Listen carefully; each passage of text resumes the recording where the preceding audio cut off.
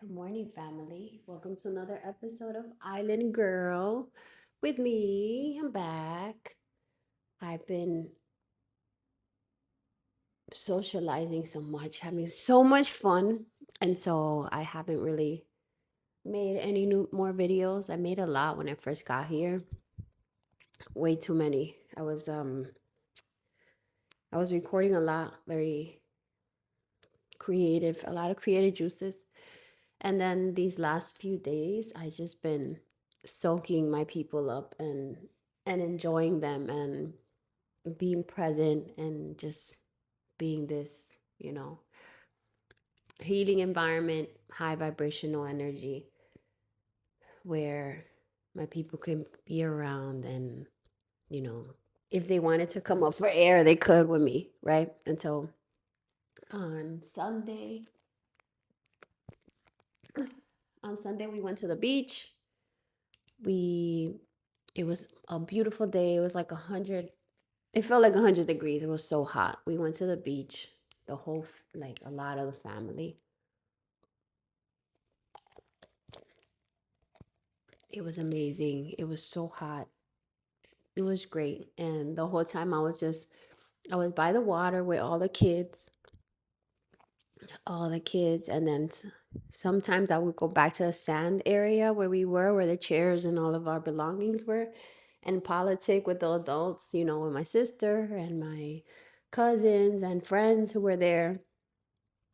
But I was usually in the sand, like in the water or by the front, like the shore, um, with the kids, with Emma playing in the sand or with Scarlett. So it was awesome with when Kenny and Max by that same area. And so we had a great time. And so I'll recap the weekend. So Friday, so I was off the whole week last week. It was great.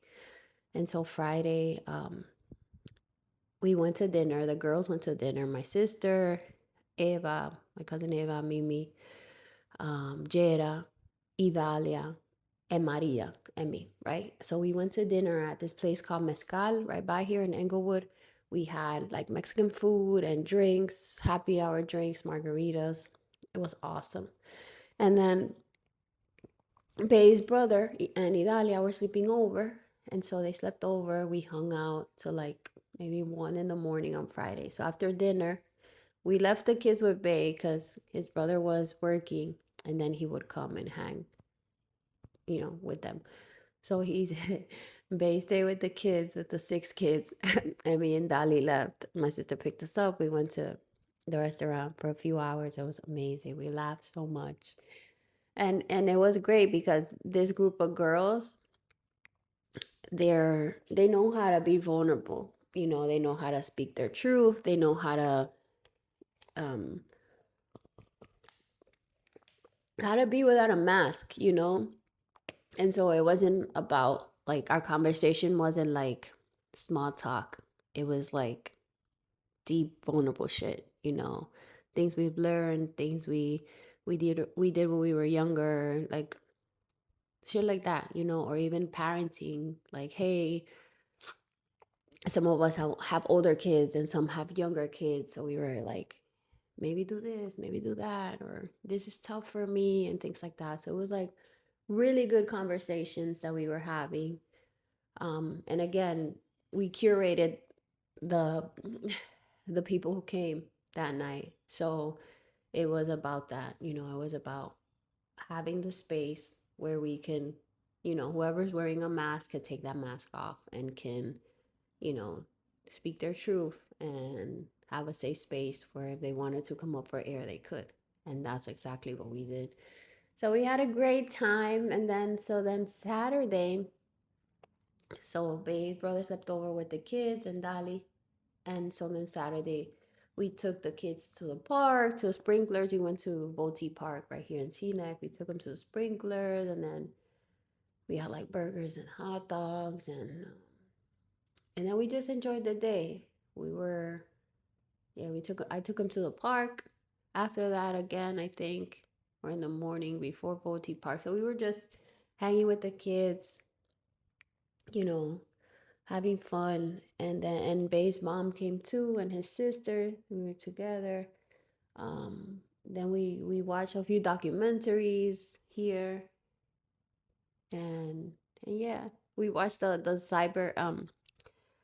catfishing documentary again because Dali and Renee hadn't seen it, and so we were talking about it a bit, and they were like, "No," and so we watched it with them again, and it was crazy. If you guys haven't seen it, you should. Catfished. It's a girl that was being um receiving text messages, and the whole time they're thinking it's one of the kids from school that's bullying her, and it really isn't. And I'm not going to tell you everything because then I'm going to spoil it. But yeah, and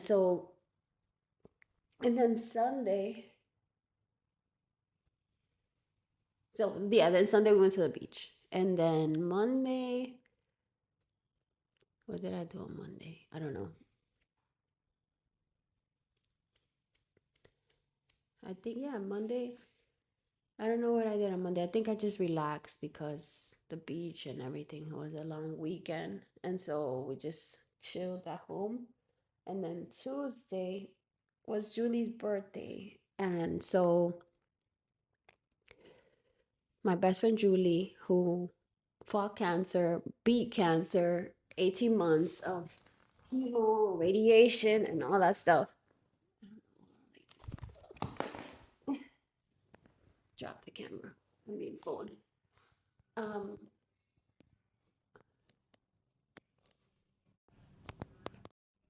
it has a magnet.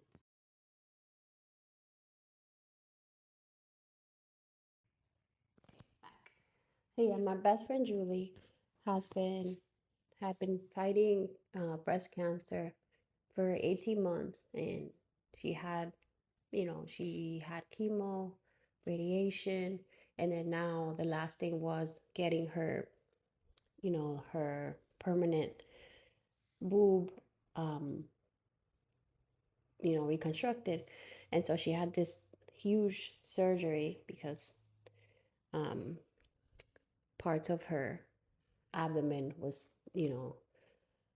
taken to reconstruct her boob because she didn't want to go back in for surgery if she put something foreign in her body. So she used her own um, body part for that. And so this was the last thing she had to do. A huge surgery. It was like an 8-hour surgery.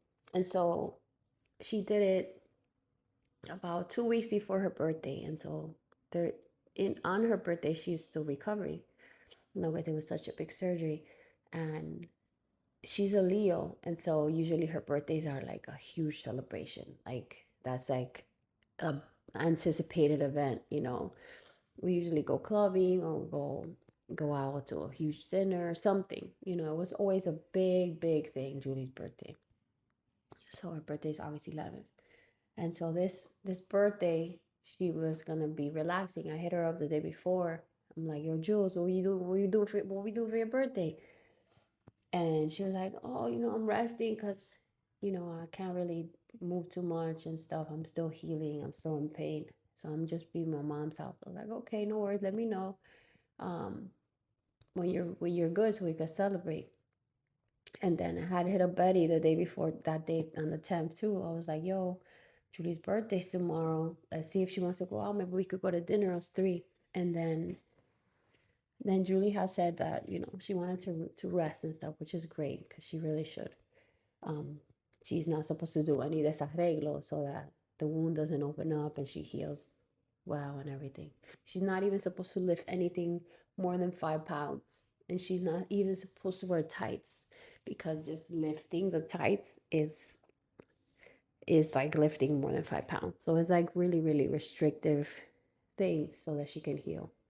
And so yeah, so then the next day on her birthday, her man hit me up and he's like, yo, are you in DR or you're here? I'm like, I'm here. And he's like, yo, we're gonna cut Julie a cake at her mom's house. I'm gonna be there like around 4 something. So pull up. And I'm like, Yes, I'll be there. And then I was actually already in New York because I was visiting my aunt. Because my cousin Chi Chi, who just had a baby, and Mary, I mean, baby Mary, but Chi Chi and Mimi just had a baby. And so I was planning to go see the baby there at Millie's house, my aunt's house, in my old building in 809. And so I was already in New York. And so I hung out with Chichi and Mimi and Chichi's mom Mari and my aunt Milagro. And we were there with the baby. Her baby, the name is baby Mary. And he and Mimi named the baby after both his mom and her mom because they're both named Mary, which is so beautiful. And so the baby is so beautiful. She's so big. She's 1 month old, but she looks like she's 3 months, and she's such a good baby. She behaves so well. And Chi Chi, my little cousin, is such a good dad. Like we named him Chi Chi. Babe says that I drink crazy, but we named him Chi Chi because he was the youngest of all the cousins. So my mom has the eight. My mom and her siblings, there's eight of them, and so Chi Chi was the youngest of all the cousins. Right, he was the youngest. So Mari is my mom's younger sister, which is his mom, and so she's the youngest of all the kids, and then Chi Chi's the youngest of hers. Of is the youngest, her youngest, and the youngest of all the cousins of all the siblings. And so we named him Chichi when he came home from the hospital because he was the Chichi. He was the Chichi de la familia. And still to this day, we call him Chichi. Like sometimes when people talk to us about him, they're like Juan. And we're like, who? That we have to remember, like his name is Juan. His name is not Chichi. And so only like his family, us, we call him Chichi. But like his girl, his wife, Mimi calls him Juan. And then sometimes we're like, you have to process it. Like, who do you talk about? Who do you speak of? It's Chi. But anyways, Chi had a Chi now, and he has his own baby, and he's such a great dad. He like bathes her and everything. She's 1 month old. He's so involved, and I'm so happy. I'm so proud, and him and my brother are like amazing dads. They like so hands on. So yeah, and so that was my day on Tuesday, and then yesterday I went back to work. I went back to work, and when I got back, there were so many changes. It's crazy. They've increased our daily quota of the reviews we have to do. Of course, we are resistant and we're not doing what they said, but yeah, they increased our numbers. So the amount of reviews we have to do daily, they have changed a whole bunch of shit. Like I literally was off for 7 business days, 7 whole days, and there's like 6 different changes since then. But whatever, we do what we we do what we can, right? We try to accommodate and adapt, and whatever we can adapt to, like this huge quota that they want us to do daily. They have to fix, change their expectations because that shit is unrealistic. But anyways, so yeah, back to work, and that's it. And yesterday we went to American Dream. We went to Happic because she gave us some gift cards there. Since he did his baby shower here in our house, he was very appreciative, and he gave us some gift cards for Happic to go climbing and also for dinner. So great day yesterday.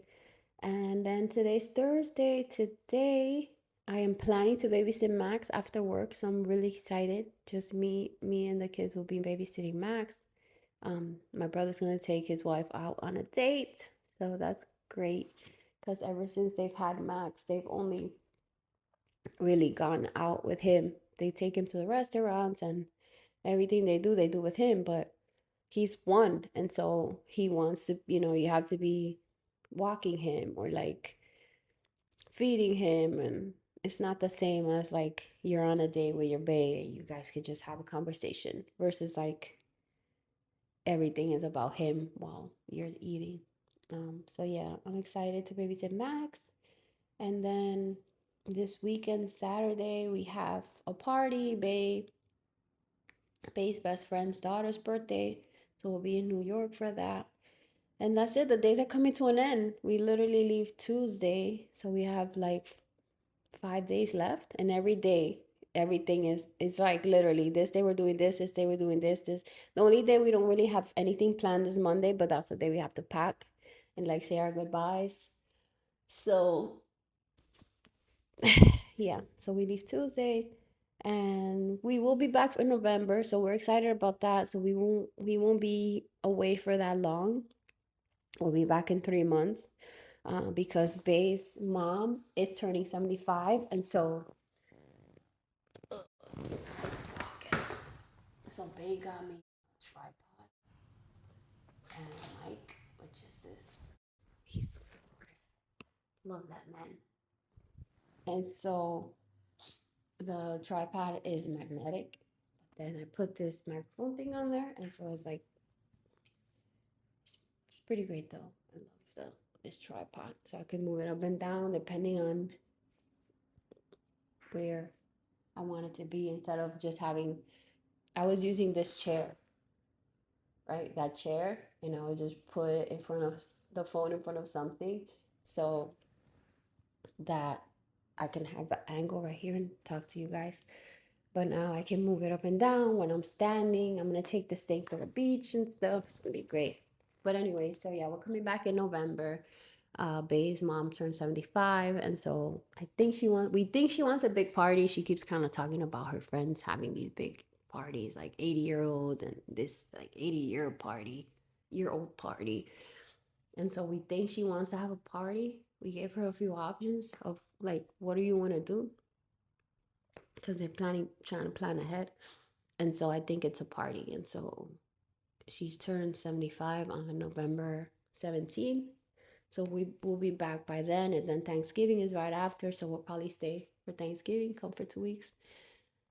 So yeah, but also our 20-year anniversary is coming up. Also, it's on November 23rd. So we'll see what we do for that. And I'm excited. This is a big year. Remember, 2026 is year one. I was telling you guys a lot about this year one thing last year because 2025 was a year nine, a 9 year. So it was a year of endings. And then 2021 is year one. 2026 is year one. So if you add the digits 20 plus 2026, it makes 10. It equals to 10, but there's no 10 in numerology. It's only 1 to 9. And so the one is new beginnings. And so this year is a year of new beginnings. And last year was a year of endings. A lot of things were endings. A lot of things were ending. A lot of the cycles that you didn't want to repeat anymore, we were consciously ending and like looking at them, having awareness of what the cycles were. Like for me, the people pleasing, the sacrificing, self sabotaging, the hyper independence, um, the need for control, right? Inability to surrender. And those were a lot of the cycles that I was trying to break in 2025. And I've consciously been working on that. And then 2026 being the year one, the year of new beginnings and just learning to surrender, learning to ask for help, learning to accept help, right? Because people sometimes want to help you, and that hyper independence is like, no, I got it. And it's like, it would be much easier if help was given than just saying, no, I got it, and doing things alone. And then the people pleasing, just not, being authentic and saying no when you don't want to do something, or speaking your truth and just speaking your truth regardless of who likes it or not, and whoever doesn't like it then they probably shouldn't be around you. And if they don't like it, it also isn't your job to you know manage their emotions. So you do what you got to do. You are who you are. You walk as you came here to walk this earth. And your role, right? My role as a catalyst. And everybody got to manage their own emotions. And so, as a people pleaser, what we did as children was manage the energy in the room, manage people's emotions. So, we tried to please people, right? And we didn't do what we actually wanted to do. We were always pleasing and then doing what we thought was expected of us, right? Because that's the role we took, right? That's how we survived our families. That's how we survived our environments. But there comes a time when those coping mechanisms are no longer working, right? And so they're actually keeping you from being the person you came here to be, right? From being who your soul chose to be in this lifetime.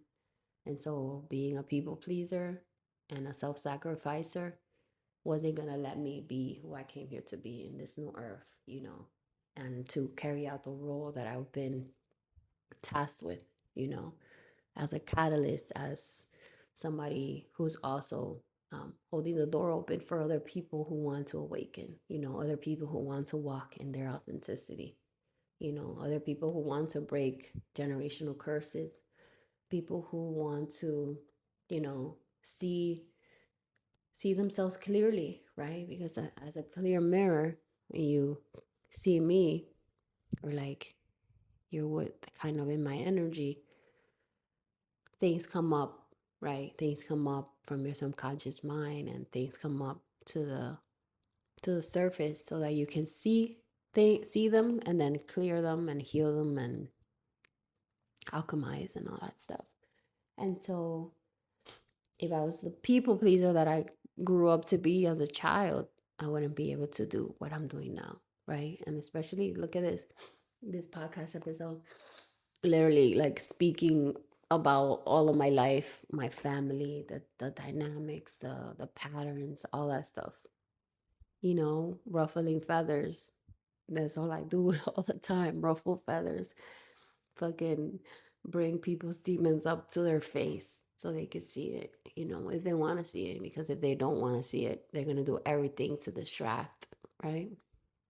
Or project, you know, think that something's wrong with me, but the whole time it's their own shit that's coming out for them to see. Because again, we see life through the lens, right? Through our lens, through our own lens. And our lens is created or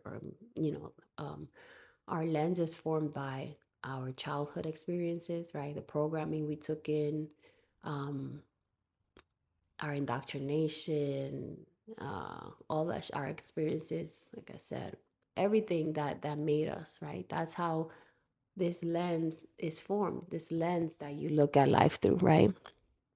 And so when people see me, right? Or when people like if I look at you, I am looking at you through my lens, right? Through the lens of my programming, indoctrination, my experiences, right? And so same thing when people see me, they're not perceiving me as I am. They're perceiving me as they are, right? And as through their lens, of their life experiences, indoctrination, programming, and all that stuff. And yeah, another thing I wanted to talk about is the eclipse, right? We're in eclipse season. Yesterday, the 12th, no, the 11th, six planets were lining up in like a crazy alignment. And so it's also eclipse season, and a whole bunch of stuff is going on in the cosmos. Saturn is still retrograde till December 10th. Chiron is retrograding. Chiron is the wounded healer, right? And so we all came here, our souls came here with specific core wounds that we came to heal. And yeah, so many crazy, crazy, powerful energy up in the cosmos. And yeah, so the 11th we had an eclipse. Well, the 12th we had an eclipse. And so on the 11th, my teacher, Zena Star, hosted a class, and it was the class was that you are the portal, right? We each are the portal. And so it was so good. I literally cried like 3 times because it was like medicine from my heart. It was so good. And one of the parts that made me cry was when she was saying like there's so many healers in this class, right? And there's so many, all these healers, light workers, medicine givers, um, space holders. Like, who holds space for you, right? Who does that? What you do in every room, which is like you go in there and you alchemize the energy in the room, you bring light, you bring love, you bring peace, right? You walk in every room and that's what you do, right? Unconsciously, you go in there and you do that. And then you also are the one who holds space.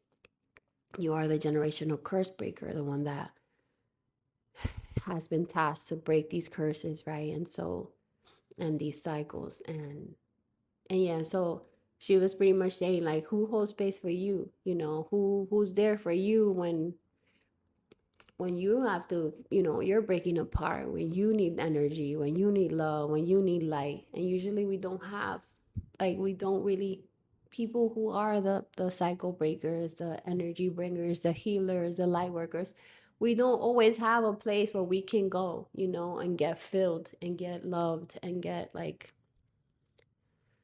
people can hold space for us because we're carrying heavy shit too. We come here, we listen to people's their stories, and we take on their energy, and we take on their baggage and their heaviness, right? So that they can be better and feel better. And so we're here carrying all this stuff that we, helping other people, loving them. But then, like, who can we go to drop that? Where can we go to drop that and be loved on and be taken care of, and people can hold space for us? Because usually in every circle we're in, we're the ones holding space. We're the ones listening, we're the ones loving. So who does that for us? So she was just pretty much telling us, like, this is where you come and do that. Like, this, in this class, is where you get to, and in this community, in her community that she's created for us, is where we get to, like, be loved on. We get to be seen for the work that we're doing. We get to, you know ask our questions, and all that stuff. And she's created such a beautiful space, and I am so grateful that I found that in 2021, that community. And I'm so grateful to be walking around other people like me, that they're in different places all over the world. They're living in all of the craziest place, Sydney. Um, there's one in Portugal. They're all over the world, right? And so all these people are just like me, right? Light workers. We're all doing our part to help in this great awakening. We're all doing a part to help raise a collective vibration. And sometimes, many times, um, we were the ones who didn't belong. We didn't belong in our environment. We didn't belong in our family. We didn't belong in our circles because and it was hard for us to adapt to these circles because we were always meant to be the catalyst. We were always meant to be the prototype. I saw something this morning. Like, the reason why you didn't fit in was because you were the prototype. You were the one that was meant to. We were the ones who our souls chose to come here and birth the new earth, right? Birth the new world, birth the new systems. Once these systems all fall. And so it's a big task. It's a huge task. It's a lot. It's heavy on our shoulders. And it's easier, to ignorance is bliss. When I first started awakening, I wrote about this in I didn't write. I put something up earlier on an IG about this, but when I first started awakening, I was like, I almost felt like I wish I hadn't, because I was gonna lose all my people. I knew that a lot of them weren't going to do the work, and also they didn't even understand where I was coming from. Like, I couldn't talk to them about any of the things I was finding out, like the matrix, like the educational system, the medical system, the politics, and all this bullshit that these people are all like, they're not really voted in, like all this stuff. I was just like, oh my God, like, I wish I didn't know this, because I could just, like, be in my circles and just, like, do the same shit that we used to do and be fine. And now I've awakened to this shit. I know what's going on. I can see through the fucking matrix. I can see all the shit that we've been fucking programmed with.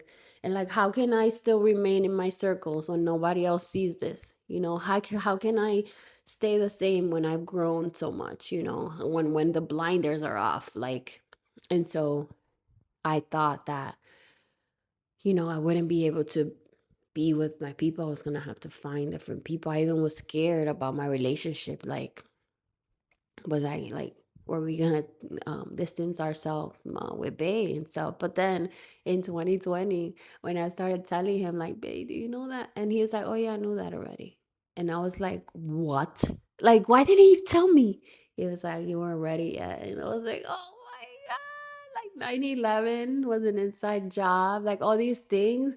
He was like, I was like, oh, my heart couldn't take it.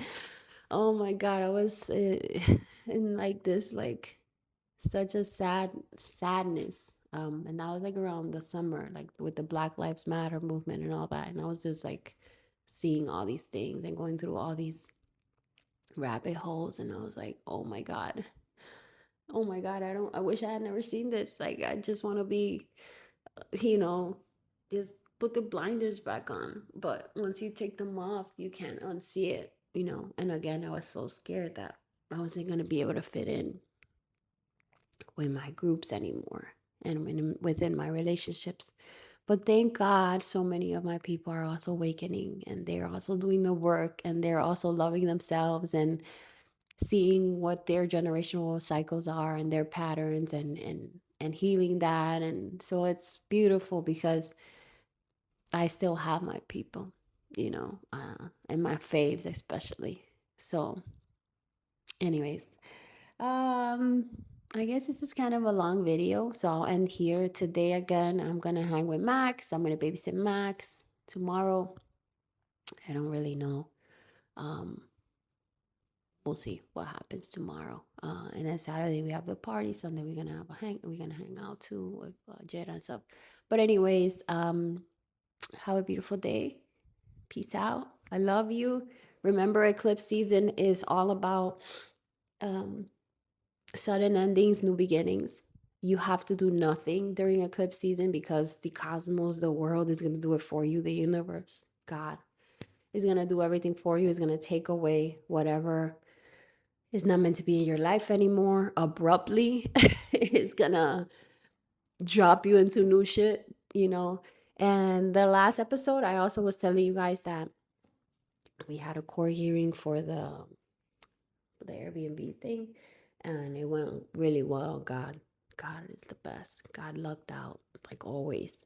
And so that was one of the endings, right? Abrupt endings. Like and yeah, eclipse season, the energy of eclipse season is like 2 weeks before the eclipse and 2 weeks after. And so it's all within that. And the next eclipse, there's two usually, solar and then lunar. This was the solar, I think, on the 12th, and then the lunar is on the 27th. So we're still in eclipse season. So there's still more abrupt endings, new beginnings. So just watch what unfolds in your life, watch what comes in and out and surrender. We don't have control over these things. The only thing we have control over is our response to it. So, like the Airbnb, the finality of it, we don't have control over it. And we can't hold on to it when God's saying you got to let that go. You need to pivot. And that's exactly what we're doing. We're pivoting and just whatever. I'm curious to see what's going on in you guys' life. But most of you guys who I'm close with, I know because these are the things we talk about when we get together. The real stuff, the real conversations. Anyways, have a beautiful day. Happy Thursday. And Godspeed during this eclipse season. Peace out.